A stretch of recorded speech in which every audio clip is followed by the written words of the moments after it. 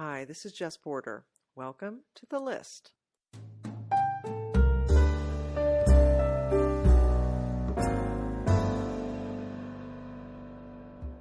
I'm here with my friend Tracy Turner-Hilbish. You are a new friend to me, Tracy, and I'm so excited to have you today doing The List with me. I know that it's March 22nd. I'm in Los Angeles. You're in Florida. This country, the whole world is going through something enormous right now. But I know that you're also going through something enormous in your life, and I wanted to ask you about that. Yes, it is definitely enormous and life-changing. In December, I decided that I was going to let an angel friend of mine who I found on Ancestry that had reached out to me basically do some searching for me because I was an adopted kid and had found my biological mother's family, but I was still searching for my father who didn't know I existed. And I found out that I had an entire family full of three siblings, three younger brothers on top of finding my dad. Wow. As an adoptee, had you searched before? I have searched from the time that I was in my 20s on, but I've definitely fantasized about kind of finding him and what that would be like since I was probably a teenager on. So I was told I was adopted when I was 7, and I didn't really have much of a concept of it at that particular time, but definitely started searching actively in the early 90s. I was encouraged by my adopted mother to look into obtaining my birth certificate. And when I did, her name was not redacted. And from there, after 2 years of spending time with her brother and getting to know my uncle on my mom's side and go to the grave of my grandfather and get pictures of that side of my family, lo and behold, now I have both sides of the puzzle, and the missing pieces are complete, and it's amazing. So tell me, how did you reach out to him? And how did you feel reaching out to him? I mean, isn't it like the greatest fantasy, but also the worst nightmare that you could come across a dud or an asshole? It's absolutely terrifying, and the terrifying part for me, and I think for most adoptees, was the idea that there was the possibility of being rejected, the possibility of this person saying, you know what, that's great, but you know, I have a life and I have a world that, you know, I'm okay with, and I don't need you in it, kind of a thing. And so that's scary. That part is really frightening. Other than that, it's more just, I've got to do this because I have to know. It's like you don't have a choice because you've searched all this time and you've kind of prepared yourself by that point anyway for the possibilities of what could go wrong. And you just kind of know that whatever's going to happen is what's supposed to be. At least that's the way that I viewed it. And I went on 23andMe and I sent him a message basically explaining that my mother had gone to an unwed mother's home and that she had given birth to me and that the dad was never told. And it was 1969, correct? Or 70? 1970, but I would have been conceived in 69. So summer of 69. This was like hippie, so free love. Woodstock era, yes. Yeah. Yes. And he immediately responded within 20 minutes. Wow. And yeah, it was very quick, and it was really a sweet response and just amazing. Like, I would never in a million years have expected, first of all, for him to respond so quickly, and second of all, for him to have been so open about the whole thing. So And he had no clue that you existed? no clue. Absolutely no clue whatsoever. I didn't realize the healing that would go into finding him, and how important it really was to connect with a blood DNA person in a way that no adopted individual receives when they connect with an adopted family. At least that's how I felt. And it made the hugest difference in my life of anything I can possibly think of as far as healing is concerned. You know, you don't think of adoptees as trauma, and you don't think of an adoptee as, oh, well, you should be grateful because you were given a chance at life and you were adopted. But that's not necessarily the truth for all of us, because you're torn away from a family and from a mother at birth. And for me, I spent 3 months with a foster family that obviously I remember nothing about. So not only was I torn away from a mother at birth, but then I was also torn away from a foster family after 3 months, a mother that took care of me. And then, yes, I'm grateful that I was given the opportunity to have life, but as an adoptee, you're constantly looking at them going, why don't I look like them? Why don't they like, you know, the things that I like? Why don't they have the same gifts that I have, and the same talents that I have, and the same interests that I have? So that those pieces and parts become a healing process, I think, when you find, you know, who you're looking for, that you just, it opens up an entirely new universe of thinking and being. You know, I can imagine that some people might think, well, you were just an hour old. I mean, you can't remember any of this, but there's a great book that I read a number of years ago called The Primal Wound, and they talked about how for some adoptees, not everyone necessarily is conscious of these, or even maybe felt the transition. Maybe you get moved to an adopted family that is similar energetically, you know, and it's less of a trauma. But one of the reasons it can be such a painful conflict inside of adoptees is because the wound occurred pre-consciousness and pre-verbally. You know, it's something that you can't even put your finger on, and that's that much more frustrating. Absolutely. And like you said, the society has said, like, be grateful, like, it's all worked out, it's a win-win-win, you know, and that's not how people perceive it deep, deep, deep inside their subconscious minds. Now, so when you reached out to him, and you, I know now, have made some contact with your brothers, what similarities are, like, what, tell me about the healing, tell me about what you're seeing in them that feels so good.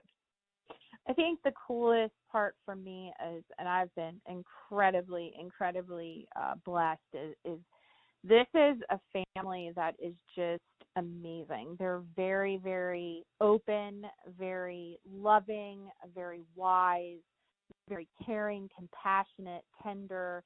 I could not have asked for a better situation. They are just like your wildest dreams. You just don't imagine these things. These are not things that you could ever conceive of being. And I think that's probably the most fun part of it.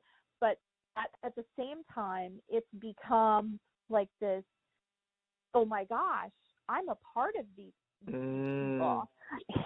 I'm deep like he's deep. I have that wisdom. I have that kindness. I have that marshmallow heart. I have that tenderness.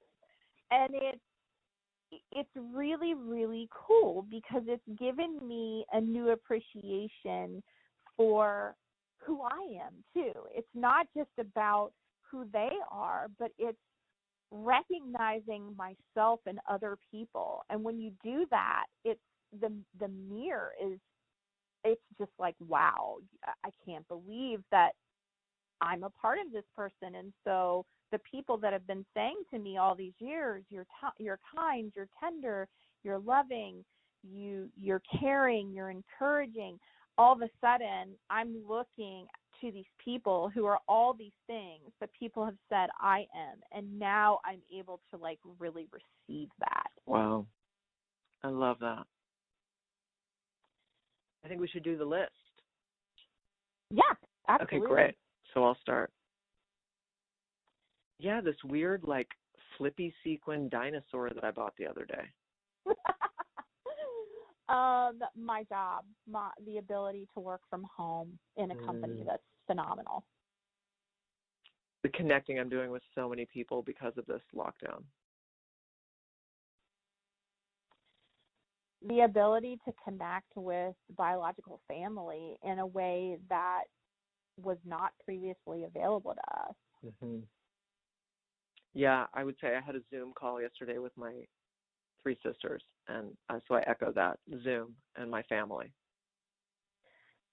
My husband, who I've been married to for 13 years and is my rock, and just would never have imagined the relationship that we have.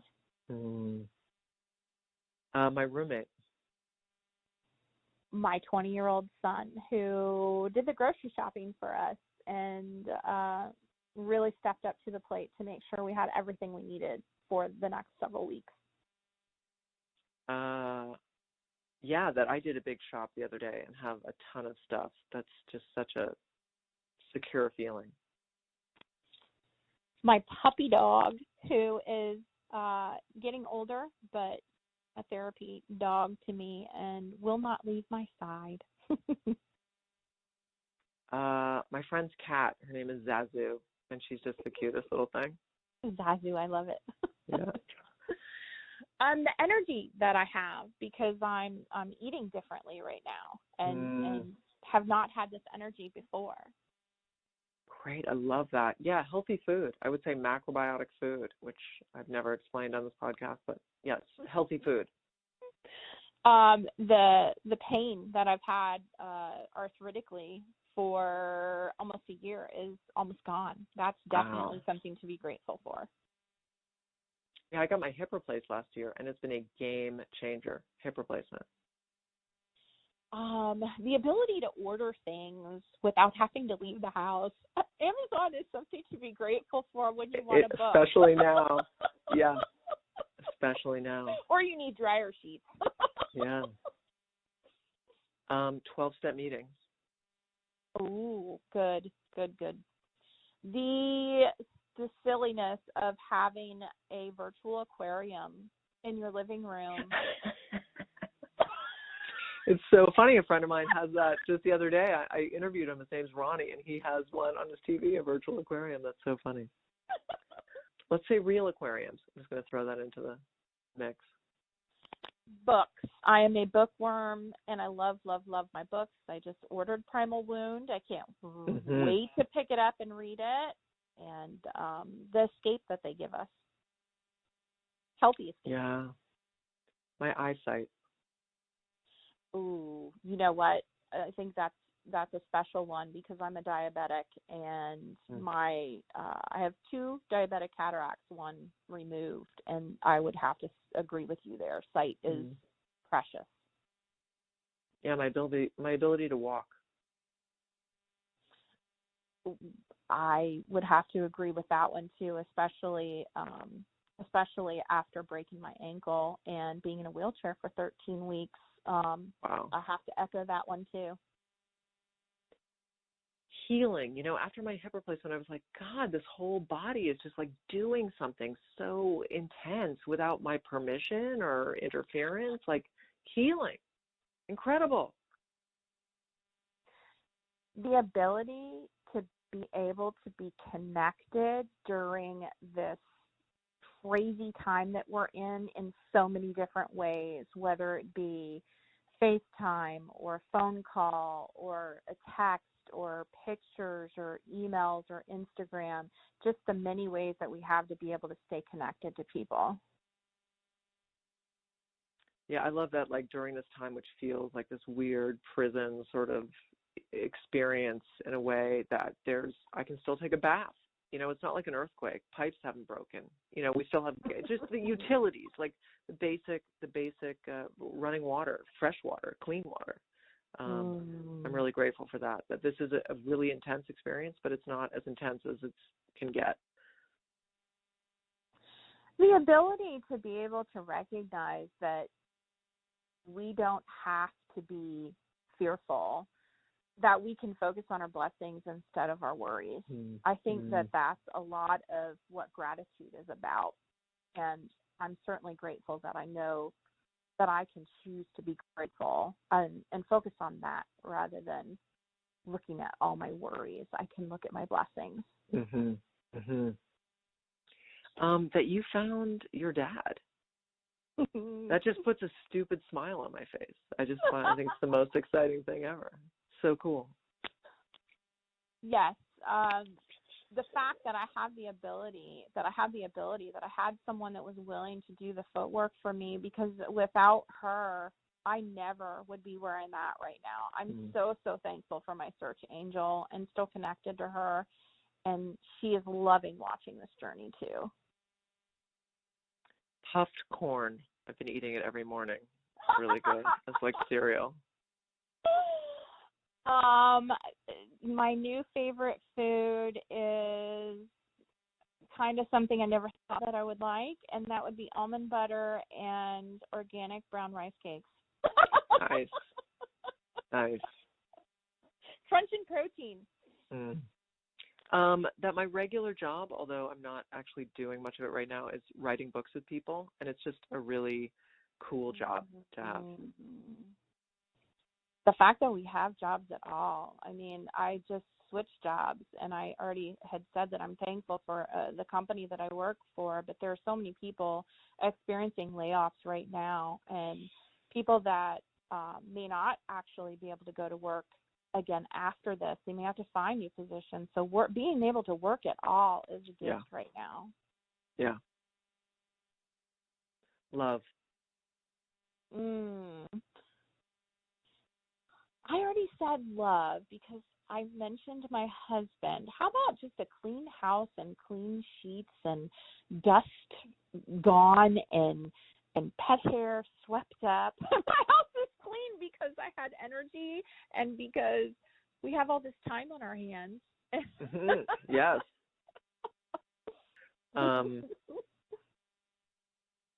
Yeah, my car. I would have to say just the ability to live week to week right now, financially speaking, because there are people facing the possibility of not knowing what's going to happen next week because of the pandemic. Laughter. Oh my gosh, yes. Laughter, music. Okay. Comedy.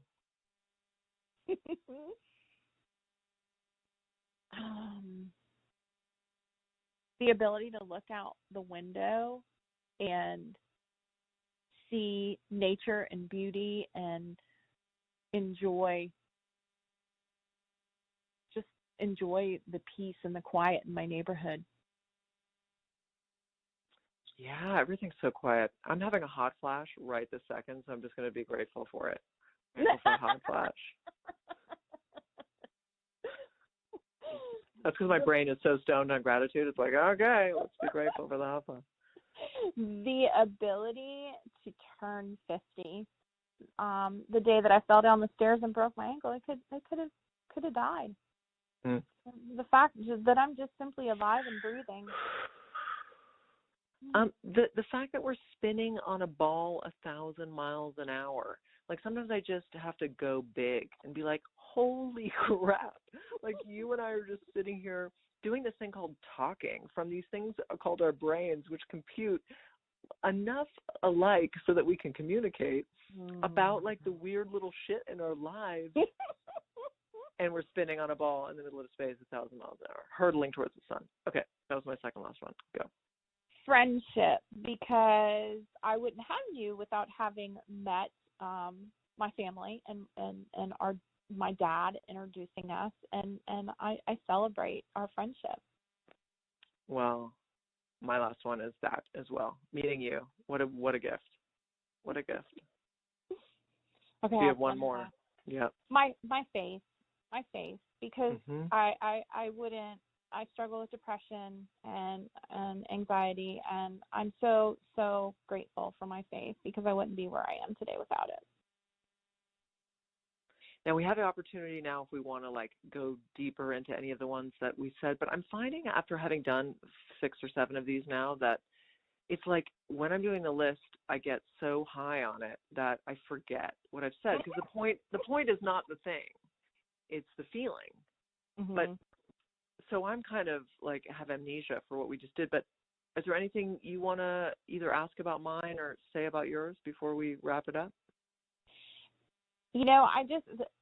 I just think the coolest part of all this is the fact that we can focus on our blessings and be grateful for things, as opposed to sitting around moaning and complaining and being sad that we're stuck inside and unable to do the normal things that we can do. Because honestly, what a productive thing to sit and realize all the things that we're grateful for, but then to realize all the things we take for granted, like going outside, Yeah. going to dinner with other people, right. and sitting Absolutely. around the table in a restaurant. I mean, what a great opportunity for people to really just sit and reflect on life and realize all the things that we take for granted. Gratitude is so important.